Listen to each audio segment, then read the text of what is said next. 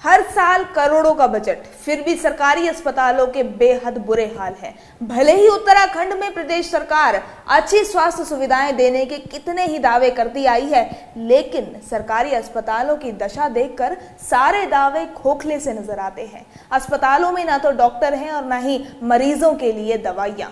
देखिए हमारी ये खास रिपोर्ट।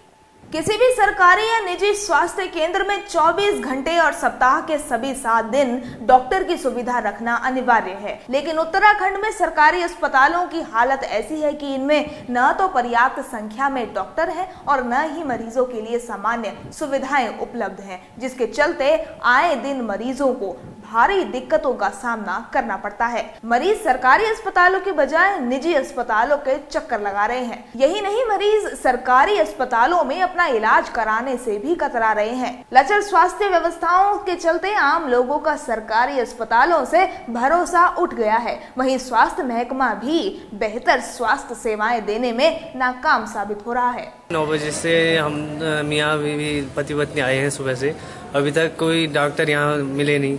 अभी मुश्किल से डॉक्टर मिले हैं, उसमें भी इलाज में बहुत देरी हो रही है। बहुत दूर से आया हूँ सर मैं, और इसमें जो ब्लड टेस्ट हमने कराए, इसमें से कुछ ही ब्लड टेस्टों का यहाँ मिल पा रहे हैं और ज़्यादा जो शेष हैं वो मार्केट में कराने पड़ रहे हैं। प्रदेश में कुल 254 प्राथमिक स्वास्थ्य केंद्र, 86 सामुदायिक स्वास्थ्य केंद्र, 16 संयुक्त चिकित्सालय और 20 जिला महिला चिकित्सालय स्थापित हैं। इन चिकित्सालयों में प्राथमिक स्वास्थ्य केंद्रों के लिए डॉक्टरों के कुल 519 पद स्वीकृत हैं। इसकी तुलना में महज 161 डॉक्टरों की ही तैनाती की गई है। जिला व जिला महिला अस्पतालों का हाल तो बेहद बुरा है। इन अस्पतालों के लिए 507 डॉक्टर स्वीकृत हैं, लेकिन महज 267 पदों पर ही तैनाती है।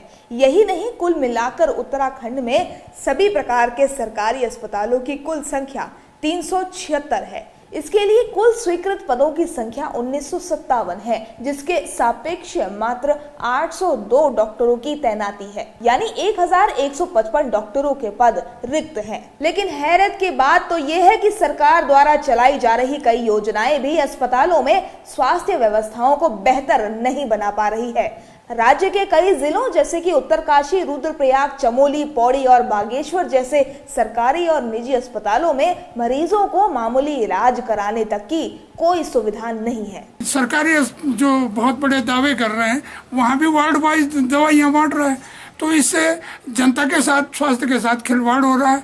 जनता जो है परेशान है, जाए तो कहाँ जाए। और अगर कहीं हम जिला अस्पताल में किसी मरीज को लेके आते हैं तो वो रेफर कर रहे हैं कि साहब श्रीनगर चले जाओ, श्रीनगर वाले बोल रहे हैं कि देहरादून चले जाओ। महीने के पहले सोमवार को सीएमओ साहब के कैंप लगता है कि विकलांग जो लोग छूट गए हैं, जिनको सरकारी सुविधा मिलती है इससे।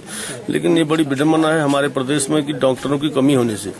पहले तो जिले में हर चीज का एक स्पेशलिस्ट होना चाहिए, लेकिन आज के दिन भी न मानसिक रोग के जो लोग हैं उनके लिए है, न ENT केवल आई वाले हैं, ENT वाले, नाक कान गले वाले भी नहीं है। बड़ी दिक्कत है। हम तो माननीय रावत जी से, अपनी सरकार से आशा करेंगे कि कम से कम इस दिन जो महीने के पहले सोमवार को जो कैंप लगता है, तो यहाँ पर ये सुविधा दी जाए, जिससे कि लोगों को, अब आज ही भी लोगों को रेफर किया जा रहा है कि आप सुशीला तिवारी जाइए, वहाँ से आप लिखा के लाइए। राज्य के बड़े शहरों को छोड़कर सभी जगहों की स्वास्थ्य सेवाएं बुरी तरह से चरमरा गई हैं। बरसात के दिनों में डेंगू और मलेरिया का प्रकोप शुरू होगा तो हालात और भी खराब होते जाएंगे। लोगों को मजबूरी में प्राइवेट अस्पतालों की ओर भागना पड़ेगा, जहां उनसे जमकर पैसा वसूला जाएगा। हमारी टीम जो है लगातार वहाँ सघन अभियान छेड़ के जो है घर घर फॉगिंग कर रही है, स्वास्थ्य शिक्षा दे रही है, दवाइयाँ बांट रही है और एक अभियान के तौर पर उस क्षेत्र में काम कर रही है। इमरजेंसी में ईएमओ को तुरंत निर्देश दिए गए हैं कि कोई भी डेंगू या बुखार का मरीज आता है तो तुरंत भर्ती करें उसको। हालात ऐसे हैं कि देहरादून में 10, हरिद्वार में 14, नैनीताल में 6 और उधम सिंह नगर में 18 निजी अस्पतालों में इलाज की व्यवस्था है, जबकि इन जिलों में सरकारी अस्पताल भी बेहतर स्थिति में है, लेकिन सुविधा के अभाव में मरीज निजी अस्पतालों का रुख कर रहे हैं। आप 108 को फोन करते हैं तो 108 जब तक आती है, जब तक पेशेंट मरीज आता है या इतनी बुरी हालत हो जाती है कि सीधा जोलीग्रांट के लिए रेफर करना पड़ता है। सबसे मेन बात तो ये है कि कोई भी अगर सीरियस पेशेंट अगर यहाँ जाता है तो उसे सबसे पहले ये लिख दिया जाता है कि भाई इसकी हालत इतनी सीरियस है कि यहाँ के काबिल नहीं है, इसे जोलीग्रांट या देहरादून लेके जाइए आप। इतना बड़ा हरिद्वार क्षेत्र होने के बाद भी यात्री को देहरादून या जोलीग्रांट का सहारा लेना पड़ता है। ऐसे में बड़ा सवाल यह है कि जब प्रदेश के अस्पताल मरीजों का इलाज करने में नाकाम साबित हो रहे हैं तो फिर स्वास्थ्य महकमे का इतना बड़ा ढांचा आखिर किस काम का है। Bureau report, Dehradun.